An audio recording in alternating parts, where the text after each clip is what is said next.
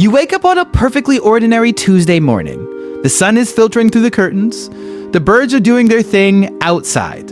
And you see a text from a friend asking to meet up at the park. But then something in you just can't. It isn't about being unwilling or lazy. It's a physical reality. A tightness in your chest, palms that won't stay dry, and a heartbeat that's already running a race you didn't sign up for. The front door, which should just be a door, starts to feel like a barrier to a different world. This isn't a character flaw or some dramatic performance. It's a specific experience with a name: agoraphobia. A lot of people throw that word around as if it just means fear of open spaces, but that is a bit of a lazy oversimplification. It's actually closer to a fear of being in situations where escape feels difficult or where help might not reach you if something goes wrong. It could be the park, sure, but it could also be a grocery store, a cinema, or even a bridge. The word itself comes from the Greek agora, the busy marketplace where people gathered to live and trade. When you combine that with phobia, you get a fear of the crowded or the open.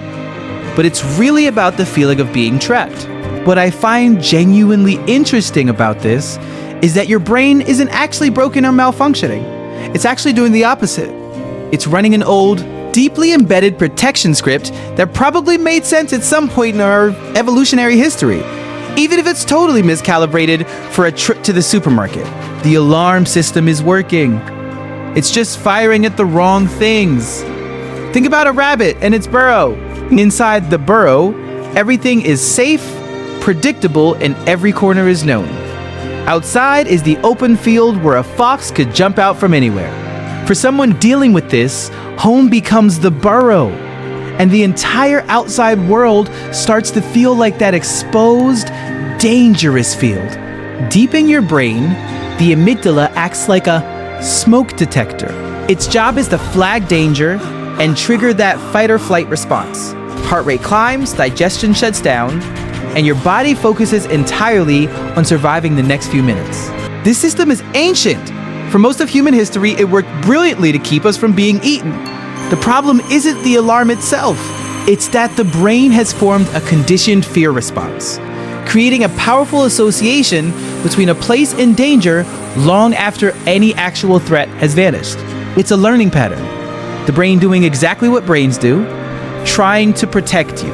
You can think of it like a security guard who is doing their job far too thoroughly, flagging every familiar face as a potential intruder. For many, this all starts with a panic attack that seems to come out of nowhere. Panic attacks are brutal. The heart pounds, hands go numb, and the world feels suddenly unreal. They are so physically convincing that they feel life-threatening, even when your body is fine. If one happens on a bus or in a shop, your brain takes a snapshot of that place and labels it as danger. The next time you get close to that spot, the alarm starts screaming before anything has even happened. Then comes the avoidance spiral. Every time you turn around and head back home, your brain registers a win. It thinks, good call, we survived. Because of this, the safe zone starts to shrink. What started as avoiding one shop becomes avoiding all shops, then anywhere with people. Until eventually, the only place that feels safe is behind your own front door. From the inside, this makes perfect logical sense. From the outside, it looks baffling. That's why being told to just go is so unhelpful. It's like being told to jump into shark-infested water. But there are some genuine psychological observations here that are worth noting.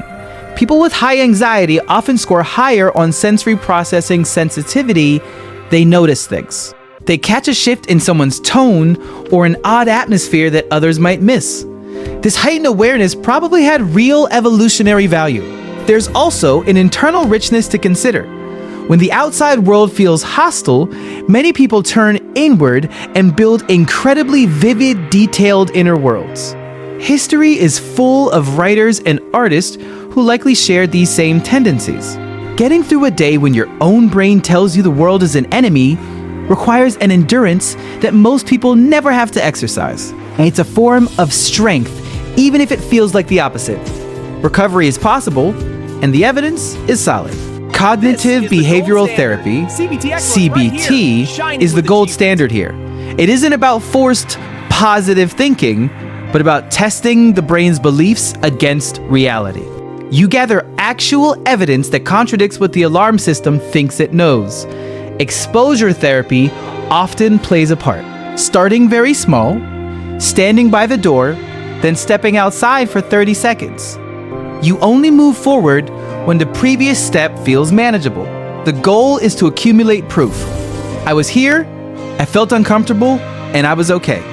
Over time, the internal map updates and the world gets bigger again. Sometimes, medication like SSRIs can act like a volume knob, quieting the alarm enough to make therapy possible. If you know someone going through this, don't push. Even well-meaning pressure can backfire because it just ramps up the stakes. Don't minimize it by saying it's just a shop. To them, it isn't. Instead, just be a steady presence. Understanding the mechanics of it, knowing that their brain has just learned a survival lesson that needs to be revised, is worth more than most people realize. Your brain is not broken. It learned something that made sense at the time, and with the right support, that lesson can be slowly and carefully rewritten.